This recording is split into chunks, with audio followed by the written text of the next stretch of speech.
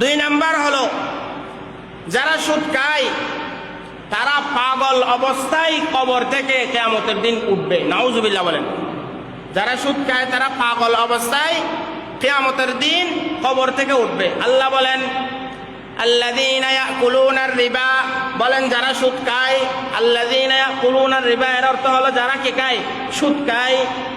লা ইয়াকুমুনা ইল্লা কামা ইয়াকুমুল্লাযী ইয়াতাখাব্বাতুহুশ শাইতানু মিনাল মাস, তাদেরকে কবর থেকে তার নাই উঠানো হবে যাকে শয়তানের স্পর্শ করে পাগল বানিয়ে দেয়। নাউজুবিল্লাহ। এই যে যারা সুদ খায় তাদেরকে কাল কিয়ামতের ময়দানে কবর থেকে পাগল অবস্থায় তাকে যেন শয়তানের স্পর্শ করে পাগল বানিয়ে দিয়েছে। এই পাগল অবস্থায় তাকে কাল কিয়ামতের ময়দানে কবর থেকে উঠানো হবে। নাউজুবিল্লাহ। এই জন্য আমাদের সমাজে টাইওয়ালা কোট প্যান্টওয়ালারা ভদ্রলোকেরা যারা সুদের সাথে জড়িত আর বলে সুদ এটা তেমন কোনো পাপের কাজ নয়। নাউজুবিল্লাহ। সুদ খাওয়া যায়, কোনো সমস্যা নাই। যেমন ডক্টর ইউনুসকে নোবেল পুরস্কার দিছে, এই ডক্টর ইউনুসের মতো তারা নিজেদেরকে যারা কি মনে করে, চালাক মনে করে, আল্লাহর কাছে যারা সুদখোর তারা হলো সবচেয়ে পাগল। পৃথিবীর মধ্যে সবচেয়ে পাগল হলো সুদখোরের দল। তিন নাম্বার, কবর থেকে তাদেরকে শ্বাসরোধ করা অবস্থায় উঠানো হবে। কবর থেকে ওঠার সময় সে গলার মধ্যে এভাবে হাত দিয়ে থাকবে, কেউ যেন তার গলার মধ্যে রশি লাগাইয়া ফাঁসি দিয়ে তাকে হত্যা করার চেষ্টা করতেছে, এমন অবস্থায় তাকে কবর থেকে ওঠানো হবে। আকিলুর রিবা ইউবাসু ইয়াউমাল কিয়ামাতি মাজনুনান ইউখনাকু, যারা সুদ খায় তাদেরকে কিয়ামতের দিন কবর থেকে গলার মধ্যে ফাঁস লাগিয়ে শ্বাসরোধ করা এবং পাগল অবস্থায় কাল কিয়ামতের ময়দানে তাকে কবর থেকে ওঠানো হবে। নাউজুবিল্লাহ। 4 নাম্বার, কোন এলাকার মধ্যে গজব আসার, আল্লাহর গজব আর আযাব চলে আসার একমাত্র কারণ হলো 2টা গুনার কাজ। বলেন কয়টা গুনার কাজ? 2টা গুনার কাজ। আকরাম সাল্লাল্লাহু আলাইহি ওয়াসাল্লাম বলেছেন, ইযা যাহারাজ জিনা ওয়ার রিবা, যারা জিনা ব্যভিচার করে এবং সুদ খায়, যারা জিনা ব্যভিচার করে এবং সুদ খায়, ফি ক্বরিয়াতিন, ওই সমাজের মানুষ যেন ফাআহাল্লু বিআনফুসিহিম আযাবাল্লাহ, যে সমাজের মানুষ সুদ খায় আর জিনা ব্যভিচার করে, ওই সমাজের মানুষেরা যেন আল্লাহর আযাব আসার জন্য অপেক্ষা করে। নাউজুবিল্লাহ। এই জন্য আমাদের সমাজে যারা সুদ খায়, আল্লাহ ওই সমাজে ওই এলাকার মধ্যে কোনো গজব আর কোনো আযাব না দিতে চাইলেও যারা সুদ খায় তারা আসমান থেকে আল্লাহর আযাব জমিনে একদম ছিনিয়ে নিয়ে আসেন। নাউজুবিল্লাহ। এই জন্য যারা সুদ খায় তাদেরকে সাবধান করে দিবেন, হে সুদখোরের দল, তুমি যে সুদ খাচ্ছ, প্রতিনিয়ত সুদের বিস্তার এই সমাজে বাড়াচ্ছ, তোমার কারণে এই সমাজের মধ্যে আল্লাহর গজব আর আযাব আসতে পারে। সুতরাং তুমি সুদ বন্ধ করো, নাইলে এই এলাকা ছেড়ে তুমি চলে যাও। আমাদেরকে আল্লাহর আযাব থেকে তুমি হেফাজত করো, রক্ষা করো। 5 নাম্বার, সুদখোরের কারণে, সুদ খাওয়ার কারণে সমাজের মধ্যে অভাব, রিজিকের অভাব চলে আসবে। কি আসবে? রিজিকের অভাব, দুর্ভিক্ষ চলে আসবে।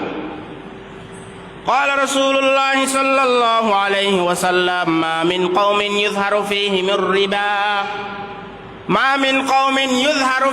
الربا إلا أخذوا بالسنة وما من قوم يظهر فيهم الرشا إلا أخذوا بالرعب। আল্লাহর নবী সাল্লাল্লাহু আলাইহি ওয়াসাল্লাম বলেছেন, যে এলাকার মধ্যে সুদের লেনদেন, সুদের কারবার চলবে, ওই এলাকার মধ্যে আল্লাহ সুবহানাহু ওয়া তাআলা রিজিকের অভাব চলে আসবে। জোরে বলেন নাউজুবিল্লাহ। এই জন্য বর্তমান সমাজে দ্রব্যমূল্যের অনেক দাম, বিভিন্ন নেতা নেত্রীরা সাধারণ মুসলমানের উপর জুলুম আর নির্যাতন করতেছে কিনা? এই যে দুর্ভিক্ষ,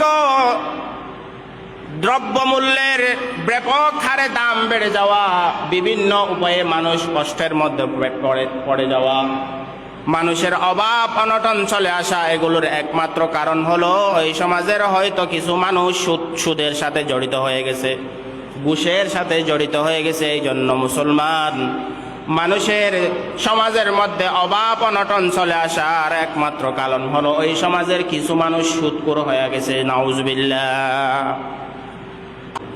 6 নাম্বার, হযরত আবু হুরায়রা রাদিয়াল্লাহু তাআলা আনহুর বর্ণনা, সুদখোরের পেটের ভিতর বিষাক্ত সাপ, সুদখোরের পেটের ভিতর বিষাক্ত সাপ।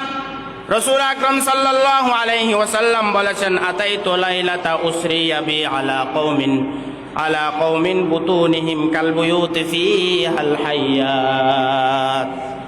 আল্লাহর নবী বলেন, মেরাজের রজনীতে আমাকে এমন কিছু লোকের সাথে দেখা করিয়ে দেওয়া হলো যাদের পেট বিশাল বড় বাড়ির মতো, যে পেটের ভিতরে বিষাক্ত সাপ বিচ্ছু ঘোরাঘুরি করতেছে এবং এগুলা বাইরে থেকে স্পষ্ট দেখা যায়। বিশাল বড় তাদের পেট, বাড়ির মতো, মানুষের ঘরের মতো তাদের পেট, ওই পেটের ভিতরে বিষাক্ত সাপ, বিষাক্ত কি সাপ, এবং এই সাপগুলো বাইরে থেকে স্পষ্ট দেখা যায়। রাসূল আকরাম সাল্লাল্লাহু আলাইহি ওয়াসাল্লাম বলছেন, আল্লাহ নবী সাল্লাল্লাহু আলাইহি ওয়াসাল্লাম জিজ্ঞাসা করেন, ওগো জিবরিল, এরা কারা? মান হাউলা ইয়া জিবরিল?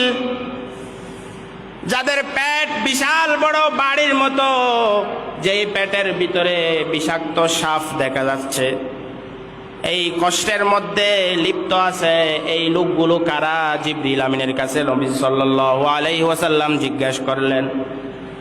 জিবরিল আমিন বললেন, হাউলাই আকালাতুর রিবা। নাউজুবিল্লাহ।